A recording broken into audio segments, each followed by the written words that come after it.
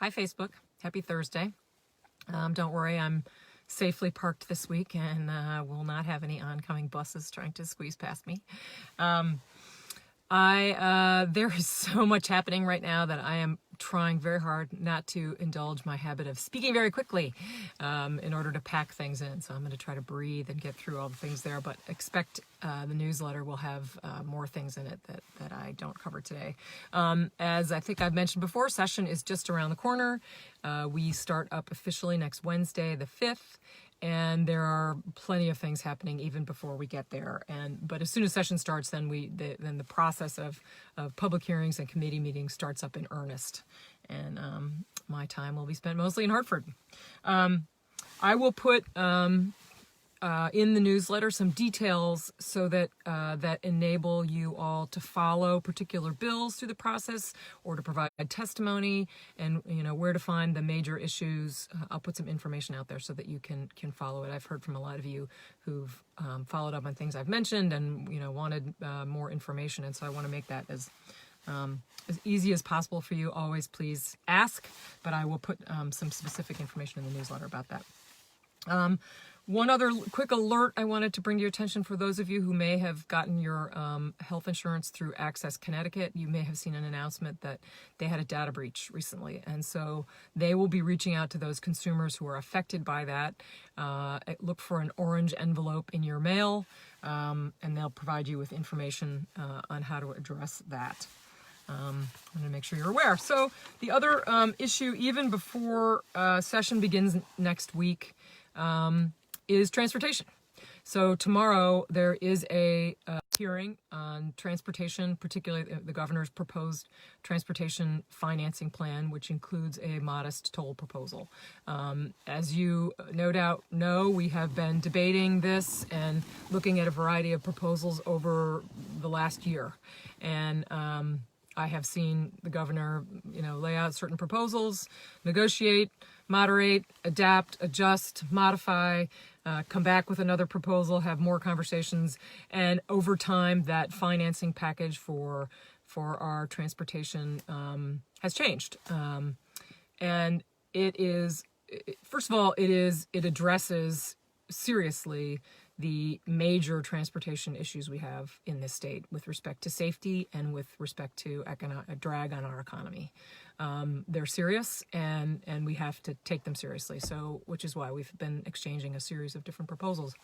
And so for me, as I've said before, the question has always been, what's the most fiscally responsible way to finance this without, trying to take into account who is, trying to distribute in some reasonably fair way, who is damaging our roads with, who pays for the damage to our roads.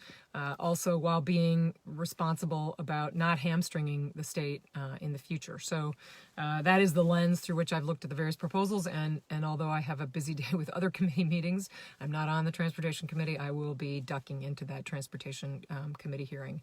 I am also going to put in the newsletter information for you about how to submit testimony, how to, if you want to come to the hearing, how to publicify testimony. It will be probably very crowded, so there will be a lottery to determine the order of speaking for that. So I'll put information about that in the newsletter. But I also just want to note that I have heard from many of you over the course of the last year about transportation funding. And what I want to reiterate is that it has been a really thoughtful, balanced conversation with people from, with opinions spanning the gamut. Constituents in the 64th district, and I will note that I do pay special attention to, people reach out to me who are not my constituents, and I always read their email, but I do pay special attention to those who are my constituents on this to make sure we have a conversation and dialogue about this. And it has been thoughtful, and I want to thank you for that. I think, we people in the 64th district are trying to be pragmatic and trying to solve problems and not just scream and yell at one another. So it's been a good conversation, and I look forward to the hearing, a vote of some kind next week, although that is all up in the air. We have no official confirmation of that. A lot of you have also been reaching out to me recently about sports betting, which was a topic that we considered last term, but didn't move forward, in part because gambling in the state of Connecticut is all tied up in our relationship with the two tribes that run the major casinos in the state. So you may have read has been an announcement in the last couple of days that there is a tentative deal reached between the tribes and a bipartisan consortium of legislators. So I'm optimistic that will be something that we will in fact look at in this upcoming session. And I note that the deal will provide increased funding for towns, including our towns, an additional $88 million in funding that will go to municipalities to help reduce property tax burdens and mill rates throughout the state. So that's a piece of good news. So stay tuned for more details as that moves forward. Let's see. Oh, there so many events this week. Mostly this past week, I'm mostly going to write about them in the newsletter.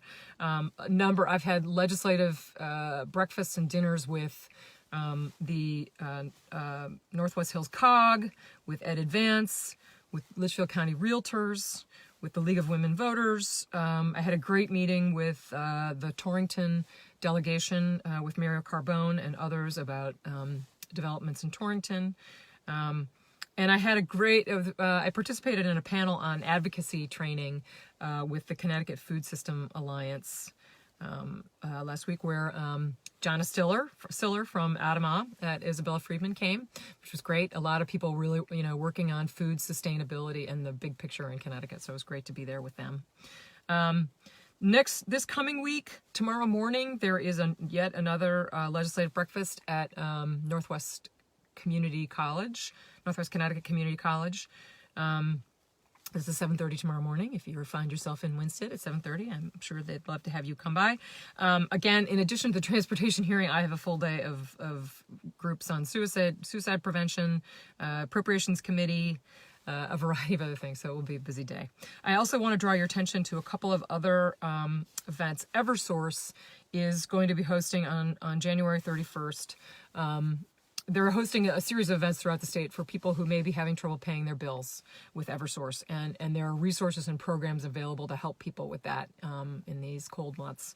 So they're going to have an event at New Opportunities in Torrington on Friday the 31st at 5:30, and I'll provide details about that in the newsletter. Also, there are two upcoming, I've mentioned, Congresswoman Jahana Hayes' staff does casework on your corner, and they're doing it in all the towns of her district, which includes a lot of towns in our district. She will be hosting one in North Canaan on Wednesday, February 19th, and another one at New Opportunities in Torrington on February 28th. I'll provide details in the newsletter again. And ski jumps are coming. That's February 7th, 8th, and 9th. Think snow.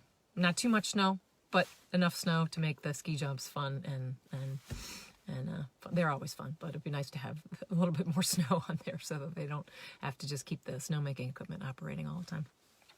So have a great weekend and talk soon. Thanks.